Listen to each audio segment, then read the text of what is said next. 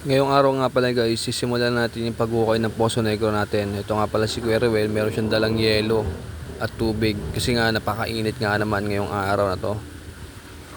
Tumutulong lang din ako sa paghuhukay kasi wala din naman akong ginagawa sa bahay. Kasi naman nakatambay, nakahiga, nag-cellphone lang ako doon. So dito, pagpapawisan pa ako, at least may exercise yung katawan natin. Kahit na mainit, palag tayo dyan. Sanay naman tayo sa ganyang mga kalakaran ng buhay eh.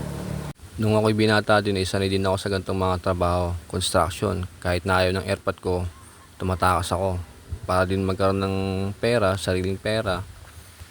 Ayaw din ng airpot ko nung bata kami magtrabaho. Gusto niya mag-aral lang kami. Yun ang pagpukusan namin, mag-aral siya, bahala sa mga financial na gastusin namin sa bahay. Kaya salamat din sa airpot ko. Kahit hindi kami mayaman, tinaguyod niyang pamilya namin. So napagtapos kami ng pag-aaral namin. Kaya ito ngayon, kumikita tayo ng bahagya, tayo na magpapagawa ng bahay, sariling bahay natin. Ito nga, nagsisilsil nga ako, di ba? Parang nagkukuya ako lang din talaga eh. Hindi tayo yung tulad ng mga kabataan ngayon na, ma, anong ulam? Hindi tayo naging rich kid. Naggagrind din tayo dati. Pagbabasketball, kumikita rin naman kaso hindi pang habang buhay.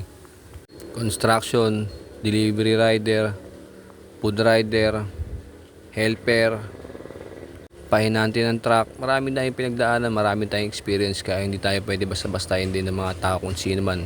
Hindi nila alam yung kwento ng buhay natin. Basta magsikap lang tayo, wag natin silang pakialaman. Diretso na tayo doon sa goal natin. Kasi hindi rin naman sila makakatulong sa atin kung papansin natin sila. Hayaan na lang natin sila sa mga gusto nila mangyari sa buhay nila. Basta tayo, dire-diretso, magtrabaho. Diba? Ito nga pala sobrang init nga naman no. Wala pang kahangin-hangin. Kaya tagaktak talaga yung pawis namin dito ni Kuya Ruel eh. Kaya naglagay na rin kami ng bubong namin dito.